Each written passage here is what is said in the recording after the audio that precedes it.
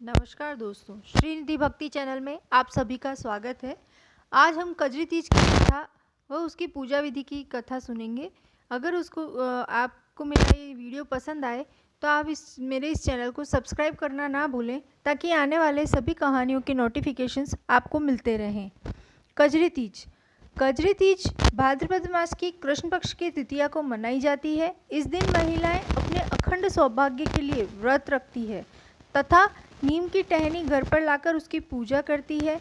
पीली मिट्टी से एक तालाब के समान घेरा बनाती है, जिसमें कच्चा दूध और पानी डालती है तथा उसके किनारे पर नीम की डाली रखकर तीज माता की पूजा करती है।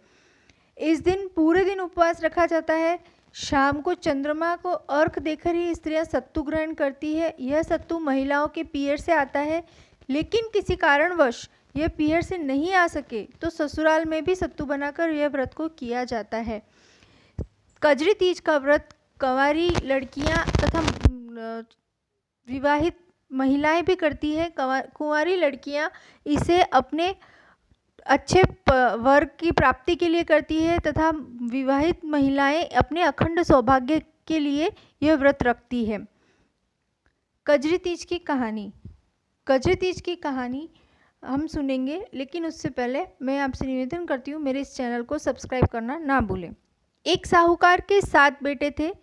उन 7 में से 6 बेटों की पत्नियां धनवान परिवार से थी तथा 7वें बेटे की बहू एक गरीब परिवार से थी। इसलिए उसकी सभी जेठानियां उसका मजाक बनाया करती थी। एक दिन जब तीज का व्रत आया, तब सभी औरतों ने कहा कि हमारे सबके पीयर से तो सत्तू आया है, लेकिन तेरे पीयर से तो कुछ नहीं आया।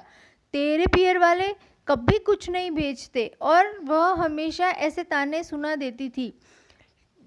बेचारी सबसे छोटी बहू ये सब ताने सुन भी लिया करती थी, लेकिन इस बार उसकी जेठानी ने उसे ऐसी बात कही कि वह उसे चुभ गई और उसने अपने पति से कहा कि आप कहीं भी जाइए, चोरी कीजिए, डाका डालिए, कहीं से भी जाइए, लेकिन मेरे लिए चने का सत्तू लेकर आइए।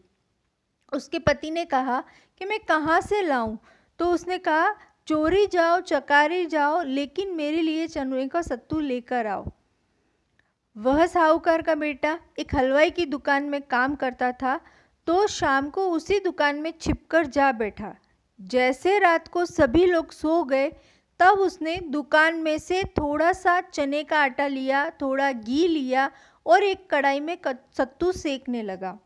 सत्तू सेकने की आवाज़ सुनकर दुकान में खटर पटर हुई और यह आवाज़ सुनकर हलवाई और उसकी पत्नी की नींद खुल गई। उन्हें तो लगा कि आज कोई दुकान में चोर है, इसलिए जब उन्होंने दुकान खोली तो वहाँ साहूकार का बेटा छिपा हुआ था। उन्होंने उसे चोर समझकर पकड़ लिया।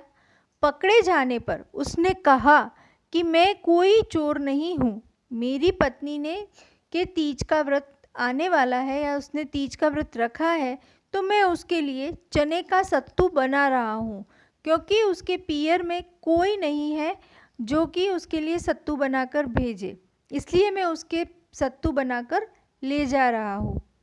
पहले तो हलवाई सेठ को लगा कि यह आदमी झूठ बोल रहा है, लेकिन जब उसकी तलाशी ली गई तो उसके पास से सिर्फ चने का सत्तू ही निकला। हलवाई ने उस आदमी को अपने घर भेज दिया और कहा, तुम्हारी पत्नी के लिए सुबह सत्तू आ जाएगा। हलवाई ने उस आदमी को अपने घर भेज दिया और कहा कि तुम्हारी पत्नी के लिए सुबह सत्तू आ जाएगा। तब हलवाई सेठ ने उस साहूकार के बेटे के घर जाकर के कहा कि आज से इसकी पत्नी मेरी धर्म की बेटी है और मैं इसका धर्म का पिता हूँ। आज के बाद इसके पीयर की जो भी रस्म होगी वह मैं करूँगा। उस दिन से वह हलवाई सेठ उस 7वें बेटे की पत्नी को अपनी धर्म बेटी मानने लगा और साथ में यह भी कहकर गया कि किसी के पीयर में अगर देने के लिए कम है तो उसका मजाक नहीं बनाना चाहिए। अगर त्योहार पर पीयर से सत्तू ना आए तो किसी को परेशान नहीं करना चाहिए, बल्कि अपने ही घर में प्रसाद बना करके व्रत उपवास कर लेना चाहिए। इस तरह से तीज माता ने 7वें बेटे की बहू को पीहर का वास दिया। तीज माता सबको इस तरह पियर का वास दे और अखंड सौभाग्य का वरदान दो। कहानी कहने में या सुनने में कोई गलती हो तो क्षमा करिए। हुकारा भरने वाले सभी का कल्याण हो। जय श्री कृष्णा, जय श्री श्याम।